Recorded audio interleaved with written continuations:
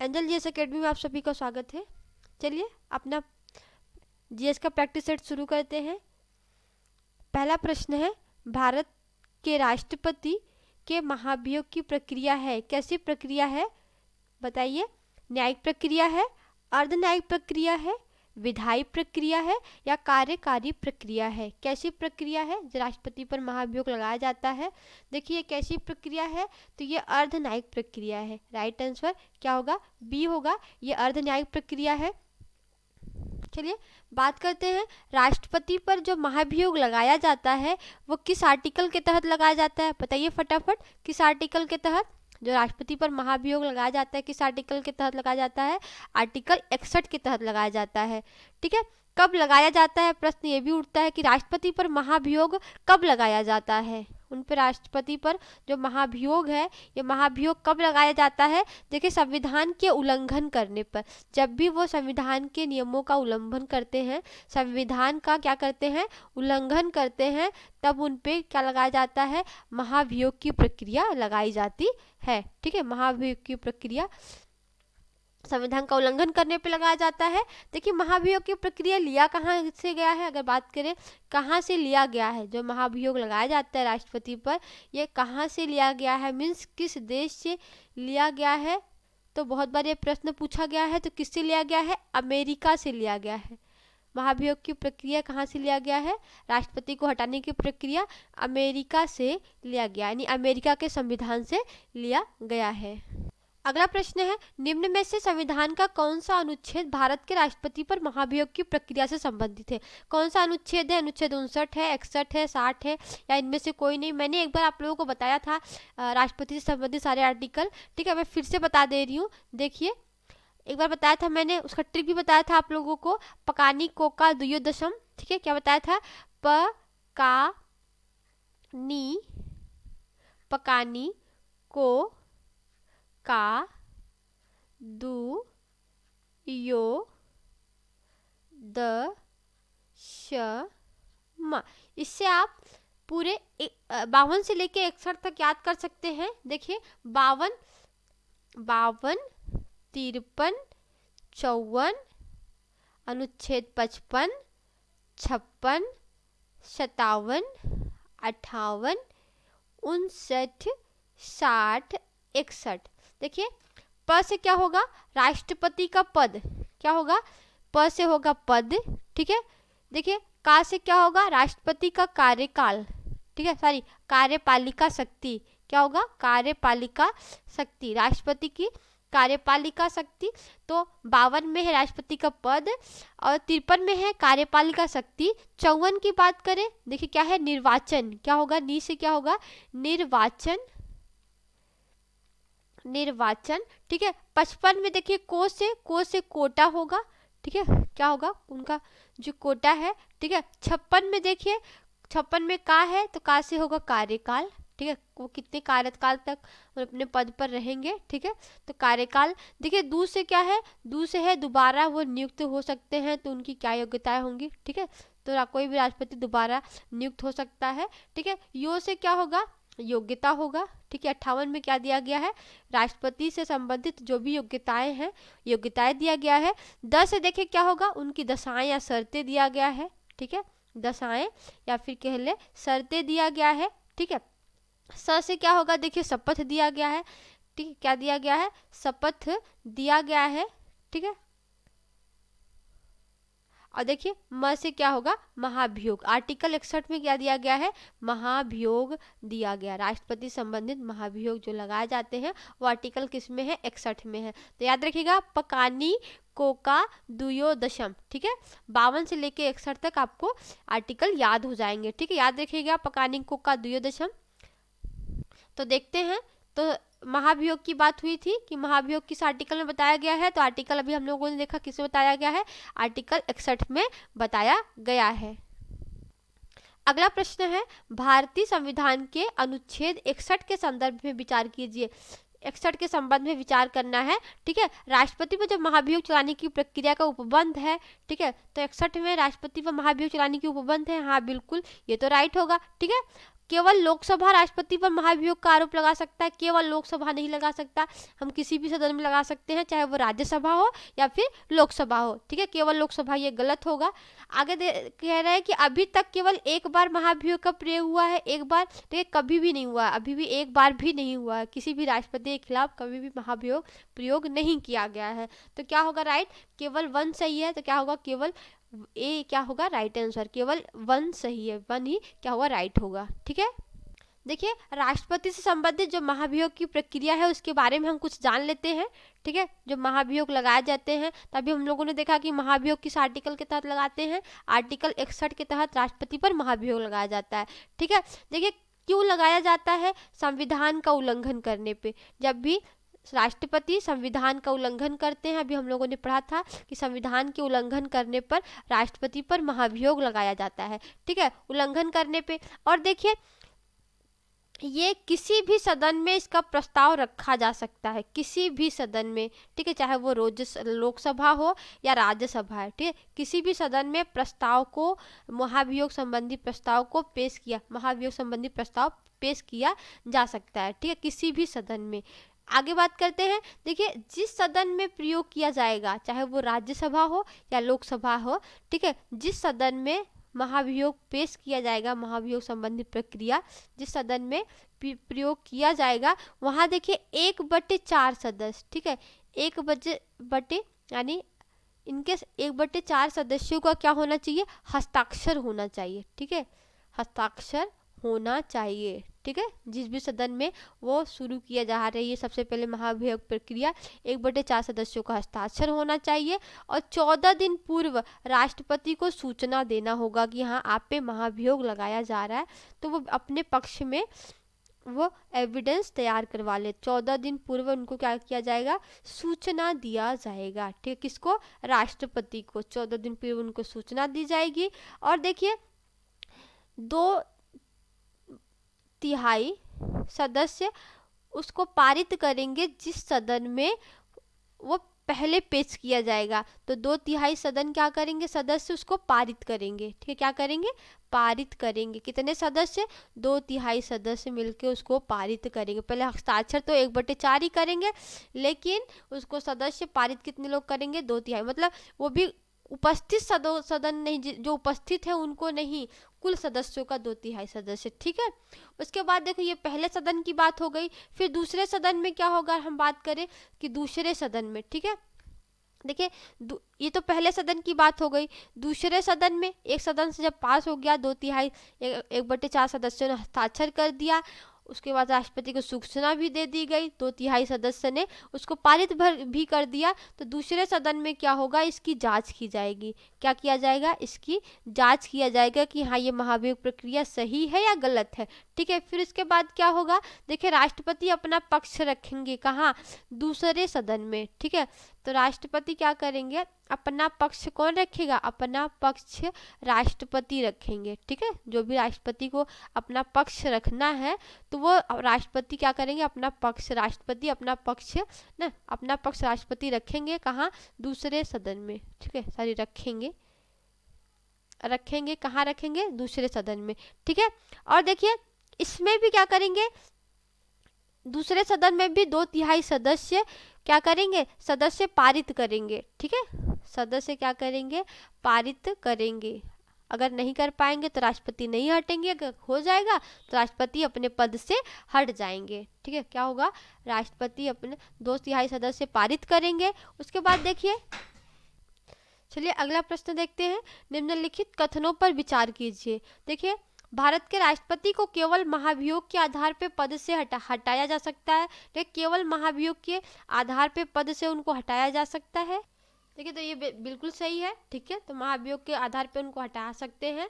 भारत के राष्ट्रपति पर महाभियोग लगाने का अधिकार संसद के दोनों सदनों के पास है, बिल्कुल, चाहे वो राज्यसभा हो या लोकसभा हो, हम किसी भी सदन में महाभियोग संबंधी प्रक्रिया को पेश कर सकते हैं राष्ट्रपति से संबंधित। अगला है, भारत के राष्ट्रपति पर महाभियोग का प्रस्ताव उस सदन में उपस्थित मत देने वाले सदस्यों का 2/3 बहुमत से पारित होना चाहिए। नहीं, सदन के उपस्थित नहीं, कुल सदस्यों का, ठीक है, उस सदन के उपस्थित नहीं, जो कुल सदन के जो कुल सदस्य हैं उनका 2/3 बहुमत से पारित होना चाहिए, ठीक है। तो राइट आंसर क्या होगा, केवल 1 और 2 सही हैं, ठीक है। ये तीसरी आपको ये कहा है ये गलत है, ठीक है। अगला प्रश्न देखते हैं, आगे देखिए। यदि भारत के राष्ट्रपति ने अपनी पदावधि 5 वर्ष पूरी कर ली तब, देखिए राष्ट्रपति ने अपनी 5 वर्ष पूरी कर ली तब क्या होगा, देखिए तब वह किसी भी दशा में अपने पद पर नहीं रहेगा, बिल्कुल गलत है, रह सकता है। उत्तराधिकारी द्वारा पद ग्रहण करने तक उपराष्ट्रपति कार्यवाहक राष्ट्रपति के रूप में पद ग्रहण करेगा, नहीं कार्यवाहक तो नहीं रहेगा, ठीक है। पदावधि पूरी करने के तुरंत बाद नया चुनाव करा लेना चाहिए, नहीं ये भी गलत है। राष्ट्रपति अपने पद पर तब तक बना रहेगा जब तक कि उसका उत्तराधिकारी पद ग्रहण न कर ले, ये बिल्कुल राइट होगा, ठीक है। यदि भारत का राष्ट्रपति अपने पदावधि की 5 वर्ष पूरी कर लेता है तब भी वह राष्ट्रपति अपने पद पर बना रहेगा जब तक कि उसका उत्तराधिकारी पद ग्रहण न कर ले, ठीक है। अगला प्रश्न देखते हैं, कौन सा महाद्वीप पूर्ण रूप से दक्षिणी गोलार्ध में स्थित है, ठीक है। कौन सा महाद्वीप पूर्ण रूप से, देखिए दक्षिणी गोलार्ध ये पृथ्वी हो गई, ठीक है। ये कौन सा होता है, ये उत्तरी गोलार्ध होता है, ये क्या होता है दक्षिणी गोलार्ध होता है, ठीक है। तो दक्षिणी गोलार्ध की बात हो रही, अमेरिका की बात हो रही, अमेरिका तो उत्तरी गोलार्ध में इधर लगाएगा। अफ्रीका की बात हो रही, देखिए अफ्रीका तो बिल्कुल बीचों बीच है, वो केवल वो पूर्ण रूप से दक्षिणी की बात कर रहे हैं, तो नहीं। ऑस्ट्रेलिया या यूरोप, यूरोप तो यहाँ लगाता है, ठीक है। कौन होगा यहाँ पे, देखिए ऑस्ट्रेलिया लगाता है, वो पूर्ण रूप से क्या होगा दक्षिण में होगा, राइट होगा आंसर क्या हो जाएगा, सी हो जाएगा, ठीक है। दक्षिणी गोलार्ध में कौन स्थित है, पूर्ण रूप से ऑस्ट्रेलिया स्थित है। देखिए ऑस्ट्रेलिया की खोज किसने की थी, ऑस्ट्रेलिया की खोज, ऑस्ट्रेलिया की खोज किसने की, बताइए किसने किया, देखिए जेम्स कुक ने, किसने किया, जेम्स कुक ने किया, जेम्स कुक ने। कब किया, कब किया, 1770 में किया।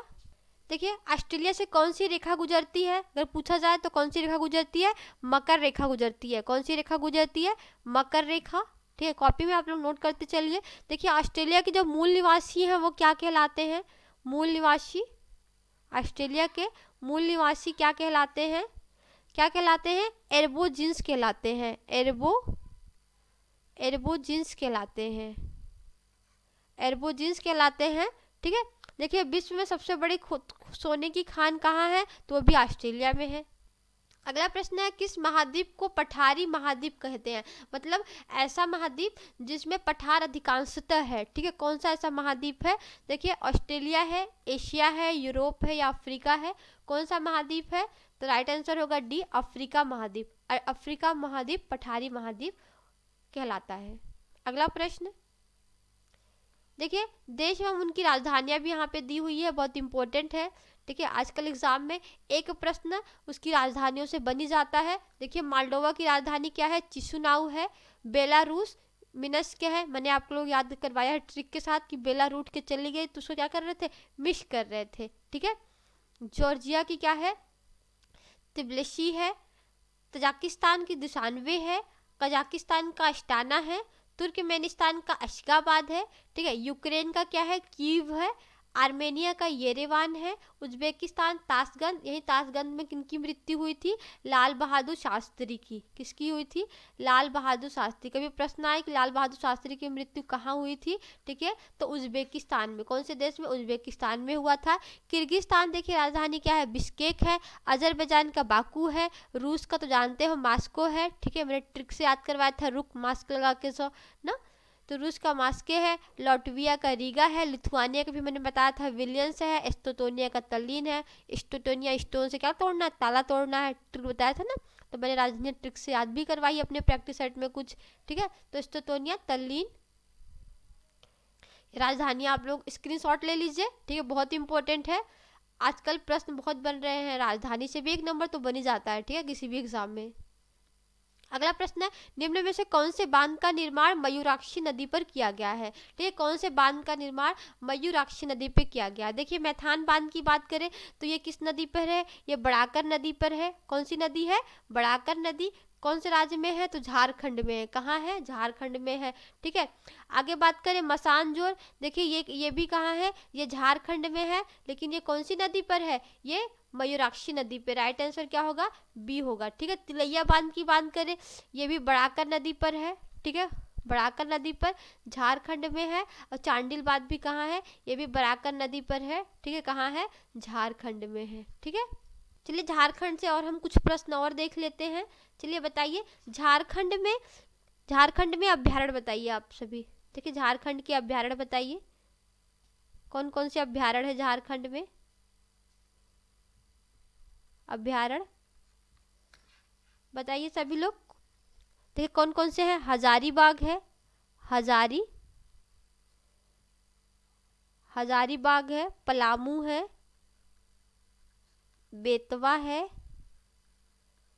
दलमा है, दलमा अभ्यारण्य है, और कौन सा है, पारसनाथ है, पारसनाथ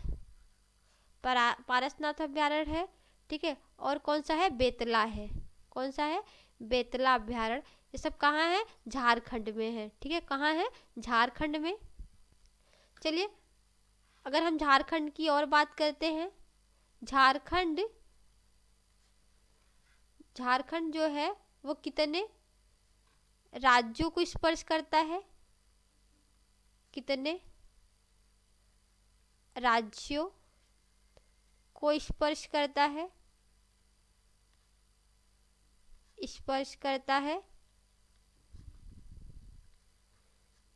झारखंड कितने राज्यों को स्पर्श करता है, ठीक है। यहाँ के बताइए गवर्नर कौन है, राज्यपाल कौन है, यहाँ के सीएम कौन है, मुख्यमंत्री बताइए कौन है, मुख्यमंत्री। यहाँ विधानसभा की कितनी सीटें हैं, विधानसभा की कितनी सीटें हैं। यहाँ राज्यसभा की कितनी सीटें हैं, लोकसभा की कितनी सीटें हैं, लोकसभा की, ठीक है। और विधान परिषद की कितनी सीटें हैं, विधान परिषद की कितनी सीटें हैं, बताइए सभी। देखिए कितने राज्यों की स्पर्श करता है, 5 राज्यों को, ठीक है। कौन कौन से करता है, देखिए 5 राज्यों को, तो छत्तीसगढ़ को करता है, ठीक है, और यूपी को भी करता है, और किसको करता है, बिहार को भी करता है, ठीक है, बिहार को, और किसको करता है, पश्चिम बंगाल को करता है, वेस्ट बंगाल को, और किसको करता है, उड़ीसा को करता है, ठीक है। गवर्नर की बात करें तो गवर्नर कौन है, रमेश बैस है, कौन है, रमेश बैस है, ठीक है। गवर्नर कौन है, रमेश बैस है। मुख्यमंत्री कौन है, हेमंत सोरेन है, विधानसभा में कितनी सीटें हैं, तो 82 सीटें हैं। राज्यसभा में कितनी सीटें हैं, 6 सीटें हैं। लोकसभा में कितनी सीटें हैं, 14 सीटें हैं। विधानसभा में कितनी सीटें हैं, विधान परिषद में तो एक भी नहीं, क्योंकि यहाँ विधान परिषद नहीं है। कितने राज्यों में विधान परिषद है, बताइए, कितने राज्यों में विधान परिषद है। मैंने ट्रिक बताया हुआ है कितने राज्यों में है। देखिए एक ट्रिक मैंने बताया था विधान परिषद के लिए, आप लिख सकते हैं ट्रिक, आम यू बिकते हैं, ठीक है। तो देखिए आ से क्या होगा, आंध्र प्रदेश, ठीक है, आंध्र प्रदेश, यानी आंध्र प्रदेश में विधान परिषद है, ठीक है। और देखिए म से होगा महाराष्ट्र, फिर इसके बाद देखिए यू से देखिए यूपी होगा, यूपी, और देखिए बी से होगा बिहार, ठीक है। क से देखिए कर्नाटक, फिर उसके बाद देखिए क्या होगा, तेलंगाना, यानी कितने राज्यों में, 1 2 3 4 5 6 राज्यों में क्या है, विधान परिषद है, ठीक है। बाकी और किसी राज्य में विधान परिषद नहीं है। ट्रिक आप याद कर सकते हैं, आम यू बिकते हैं, आज से आंध्र प्रदेश, महाराष्ट्र, यूपी, बिहार, कर्नाटक और तेलंगाना। देखिए ये है झारखंड, यहाँ पे देख ही रहे हैं, ठीक है। ये कौन है, ये झारखंड है। देखिए यूपी को टच करता है, किसको किसको करता है, यूपी को करता है, ठीक है। उसके बाद देखिए इधर बिहार को करता है, पश्चिम बंगाल को करता है, उड़ीसा को करता है और छत्तीसगढ़ को करता है, ठीक है, याद रखिएगा। अगला प्रश्न है, कौन सा प्रदेश म्यांमार के साथ सीमा साझा नहीं करता है? कौन सा प्रदेश म्यांमार के साथ नहीं करता है? देखिए मणिपुर करता है, बिल्कुल करता है, नागालैंड करता है, ये भी करता है, अरुणाचल प्रदेश ये भी करता है, ठीक है। तो कौन नहीं करता? असम नहीं करता, ठीक है, असम नहीं करता है, ठीक है। तो असम देखिए इधर आपके इधर ही रह जाता है, इस तरह को एक ही आकार का, ठीक है। अभी मैं मैप से आप लोगों को मैप से दिखा रही हूँ, देखिए ये है मैप, देखिए आप असम को यहाँ देख ही रहे हैं,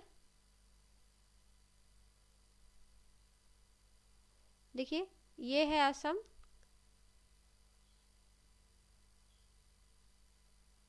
ठीक है, ये क्या है, ये असम है, ठीक है, यहीं से ये ऐसे ऐसे इधर ही हो जा रहा है, सॉरी, ये असम है। असम देखिए यहाँ इसको, ये है म्यांमार, एक मिनट, देखिए ये है म्यांमार, देखिए म्यांमार किसको कर रहा है, देखिए अरुणाचल प्रदेश को कर रहा है, देखिए ये है नागालैंड को भी कर रहा है, मणिपुर को कर रहा है, मिजोरम को कर रहा है, बट देखिए यहाँ पे असम को नहीं कर रहा है, ठीक है, क्योंकि देखिए नागालैंड और मणिपुर मिजोरम आगे आ जा रहे हैं, असम को नहीं कर रहा है, ठीक है। अगला प्रश्न है, निम्नलिखित राज्यों पर विचार कीजिए। देखिए विचार करना है और उनका किसके आधार पे, क्षेत्रफल के आधार पे बढ़ते में व्यवस्थित करना है, क्षेत्रफल के आधार पे बताना है, ठीक है, क्षेत्रफल के आधार पे। देखिए अगर हम बात करें कि क्षेत्रफल में सबसे बड़ा राज्य कौन सा है, सबसे बड़ा राज्य कौन है, राजस्थान है। और सबसे छोटा कौन है, सबसे छोटा क्षेत्रफल में तो कौन है, गोवा है, गोवा है। देखिए अगर यूटी में बात करें, यूटी में सबसे बड़ा राज्य कौन है, यानी केंद्र शासित प्रदेश में सबसे बड़ा कौन है, तो अंडमान निकोबार है, अंडमान निकोबार, निकोबार। और यूटी में सबसे छोटा कौन है, तो लक्षद्वीप है, कौन है, लक्षद्वीप। देखिए तो हम बात करते हैं गोवा सबसे छोटा है, ठीक है, गोवा, गोवा से थोड़ा बड़ा देखिए कौन है, अगर सिक्किम है, ठीक है, सबसे छोटा सिक्किम। देखिए जनसंख्या में सबसे छोटा सिक्किम है, जनसंख्या के आधार पर पूछे तो कौन है, सिक्किम है, बट क्षेत्रफल में सबसे छोटा राज्य कौन है, गोवा है, ठीक है। ये जनसंख्या में है और ये क्या है, क्षेत्रफल में है, क्षेत्रफल में, ठीक है, सबसे छोटा गोवा है क्षेत्रफल में, फिर उससे बड़ा कौन है, सिक्किम है, फिर उसके बड़ा देखिए कौन है, त्रिपुरा है, त्रिपुरा, फिर उसके बाद देखिए कौन है उससे बड़ा, नागालैंड है, नागालैंड है, फिर उससे बड़ा कौन है, मिजोरम है, देखिए मिजोरम है, फिर उससे बड़ा देखिए मणिपुर है, मणिपुर है, फिर इससे बड़ा कौन है, मेघालय है, ठीक है, कौन है, मेघालय, ठीक है। तो हम ऑप्शन में देख लेते हैं ऑप्शन में क्या क्या है।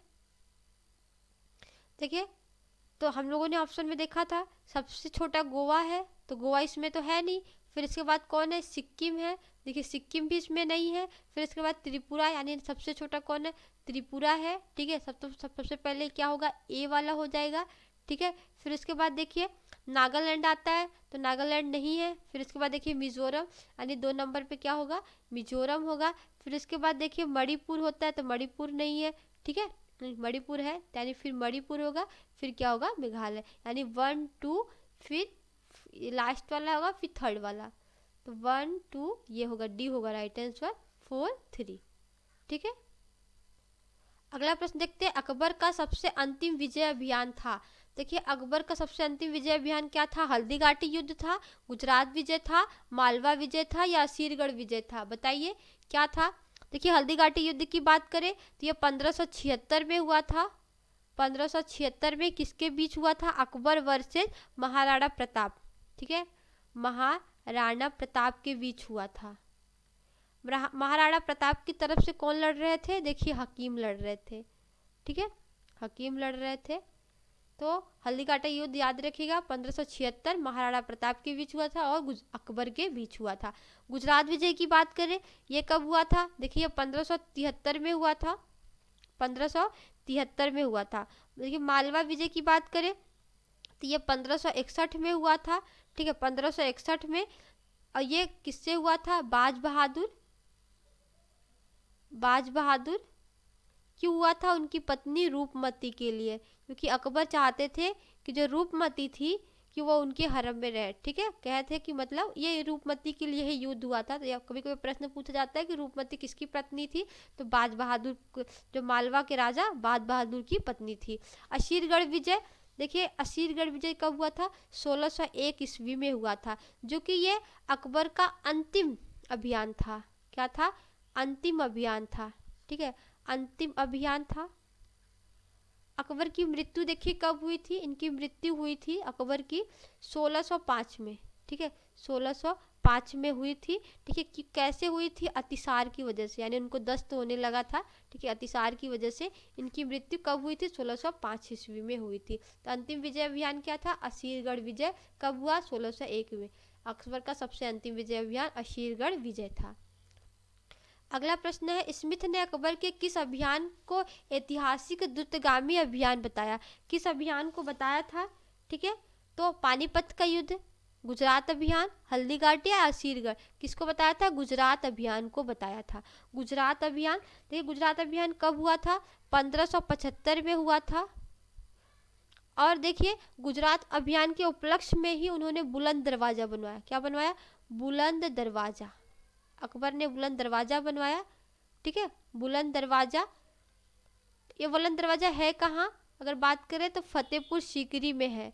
फतेहपुर सीकरी में है। फतेहपुर सीकरी कहाँ है? यूपी में है। ठीक है, कहाँ? यूपी में। यानी बुलंद दरवाजा कहाँ है? उत्तर प्रदेश में है। ठीक है, राइट आंसर बी होगा। अगला प्रश्न है, दिल्ली का पुराना किला किसने बनवाया था? यानी किसके द्वारा बनवाया गया था? देखिए हम लोगों ने 3 किला अक्सर पढ़ा है। ठीक है, कौन कौन सा? एक पढ़ा था दिल्ली का लाल किला। अगर आ जाए दिल्ली का लाल किला। ठीक है, दिल्ली का लाल किला। और एक पढ़ा है आगरा का किला। आगरा का क्या पढ़ा है? लाल किला। आगरा का लाल किला। और एक दिल्ली का पुराना किला।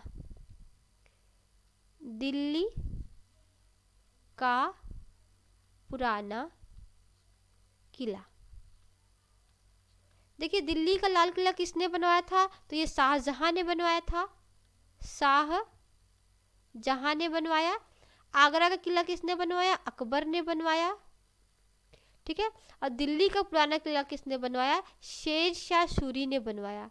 शेरशाह सूरी। ठीक है, शेरशाह सूरी ने बनवाया। देखिए शेरशाह सूरी से हम कुछ फैक्ट देख लेते हैं इनके बारे में। शेरशाह सूरी, ठीक है, इनके बारे में हम देख लेते हैं।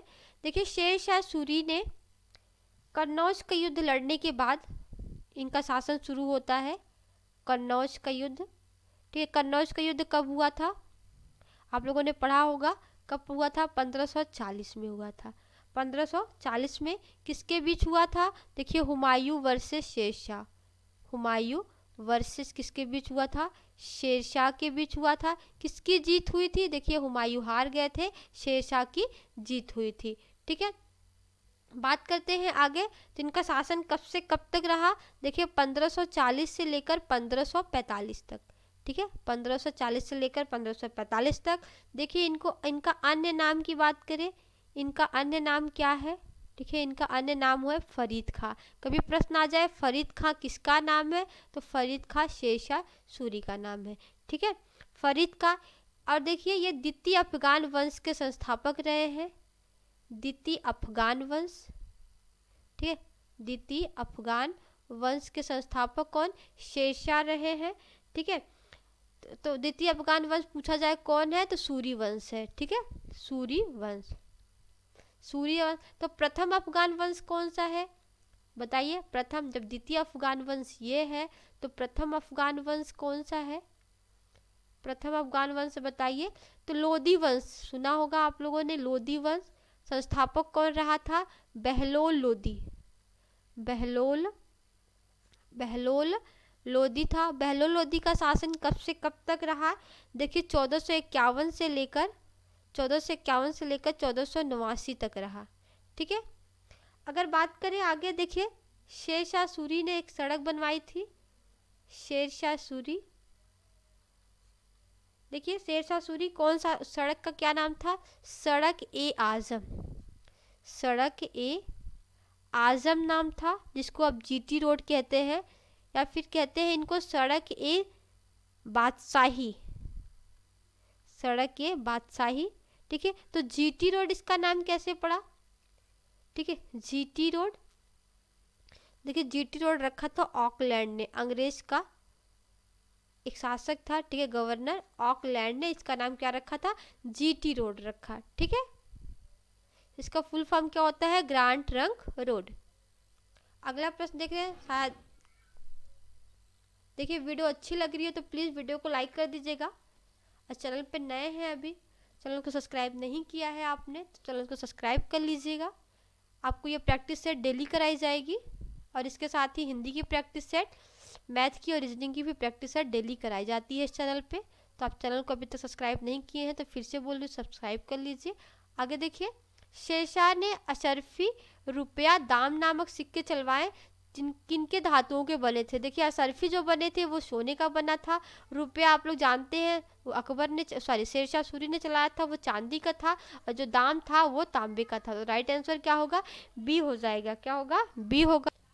देखिए जो रुपए का वर्तमान रूप है ये किसने लाया था, जो रुपए का वर्तमान रूप चल रहा है ये किसने लाया था, तो ये किसका द्वारा है, तो ये शेरशाह सूरी के द्वारा ही लाया गया था। ठीक है, शेरशाह सूरी ने ही सिक्कों का प्रचलन चलाया था, शेरशाह सूरी। ठीक है, शेरशाह सूरी। और जो ये वाला आर है, ठीक है, ये आर का ये लोगो है जिसे रुपया कहते हैं, ये किसने दिया था, ये डी उदय कुमार ने, डी उदय कुमार ने। ठीक है, डी उदय कुमार ने। और वर्तमान रुपए का सिक्का शेरशाह सूरी के द्वारा चलाया गया। अगला प्रश्न देखिए, किस युद्ध को जीतने के बाद शेरशाह ने दिल्ली में द्वितीय अफगान वंश की स्थापना किया था। चौसा का युद्ध, विलग्राम का युद्ध, कालिंजर का युद्ध, या इनमें से कोई नहीं। देखिए बात करते हैं चौसा का युद्ध, ये कब हुआ था, 1539 में हुआ था। किसके बीच हुआ था, देखिए ये हुमायूं वर्सेस शेरशाह सूरी के बीच हुआ था। हुमायूं वर्सेज शेरशाह सूरी के बीच हुआ था। इसमें क्या हुआ था, शेरशाह की इसमें जीत हो जाती है, हालांकि हुमायूं की हार होती है इसमें। इसके बाद देखिए बिलग्राम का युद्ध होता है 1540 में, इसमें हुमायूं भाग जाता है, 1540 में फिर से आता है उनसे युद्ध लड़ने। फिर ये भी हुमायूं वर्सेस शेरशाह सूरी के बीच होता है, इसमें भी शेरशाह सूरी की हार होती है। ठीक है, और इसी युद्ध के बाद, बिलग्राम के युद्ध के बाद ही द्वितीय अफगान वंश की स्थापना होती है। कालिंजर का युद्ध देखिए ये कब हुआ था, ये 1545 में हुआ था, 1545 में हुआ था। ठीक है, और ये इसी युद्ध में क्या हुआ था, ये इनका अंतिम युद्ध था। ठीक है, ठीक है, 1545 में कालिंजर के युद्ध में ही तोप के फटने से शेरशाह सूरी की मृत्यु हो जाती है। तोप के फटने से क्या होता है, इनकी मृत्यु हो जाती है। ठीक है, तोप के फटने की वजह से इनकी मृत्यु हो जाती है। देखिए इनका मकबरा कहाँ है, इनका मकबरा कहाँ है, तो सासाराम में है। कहाँ है, सासाराम बिहार में है। ठीक है, सासाराम बिहार में है, मकबरा कहाँ है, सासाराम बिहार में। देखिए गति का पहला समीकरण किसके बीच संबंध प्रदान करता है, स्थिति और समय, स्थिति और वेग, वेग और समय और त्वरण, और वेग और त्वरण किसके बीच करता है, वेग समय और त्वरण के बीच। अगला प्रश्न देखिए अधिकतम ऊर्ध्वाधर परास। देखिए ऊर्ध्वाधर परास प्राप्त करने के लिए किसी एक प्रक्षेप को फेंकने के लिए कोण क्या होना चाहिए, 45 डिग्री, 60 डिग्री, 90 डिग्री या 30 डिग्री, कौन सा कैसा डिग्री होना चाहिए। देखिए ऊर्ध्वाधर की बात किया है तो 90 डिग्री होगा। क्या होगा, 90 डिग्री होगा। ठीक है, अगर क्षितिज की देखिए बात की, अगर क्षितिज में फेंकना है, अधिकतम दूरी क्षितिज में फेंकना है। ठीक है, क्षितिज की बात करें तो कितना होता है, 45 डिग्री होती है, लेकिन इसका राइट आंसर सी होगा। ठीक है, सी होगा। ऊर्ध्वाधर परास फेंकने के लिए 90 डिग्री होना चाहिए। अगला प्रश्न है, गति का दूसरा समीकरण संबंध दर्शाता है स्थिति और समय के बीच, स्थिति और वेग के लिए, वेग समय और त्वरण के बीच, और वेग या त्वरण के बीच। किसके बीच दर्शाता है, तो स्थिति और समय के बीच दर्शाता है। ठीक है, दूसरा नियम पूछा जा रहा है, गति का दूसरा समीकरण तो स्थिति और समय के बीच संबंध को दर्शाता है। अगला प्रश्न है, त्वरण निकालने का सूत्र है, क्या है बताइए। क्या ए बी सी डी में से कौन सा सूत्र है त्वरण निकालने का। ठीक है, क्या होगा, राइट आंसर डी होगा। ठीक है, v minus you upon T होता है। ठीक है, अगला प्रश्न देखते हैं, निम्न में से किस धातु अयस्क में लोहा नहीं होता है। देखिए, लोहा किस में नहीं होता, लिमोनाइट, मैग्नेटाइट, हेमेटाइट या कैल्सीटेराइट किस में नहीं होता है। देखिए, हेमेटाइट में तो होता है, मैग्नेटाइट में भी होता है, लिमोनाइट में भी होता है, बट कैल्सीटेराइट में नहीं होता है, क्योंकि ये किसका अयस्क है, ये टीन का अयस्क है। ठीक है, ये लोहे का अयस्क नहीं है। ठीक है, ये टीन का अयस्क है, बाकी ये तीनों किसके अयस्क हैं, लोहे के अयस्क हैं। चलिए, आज के लिए बस इतना ही।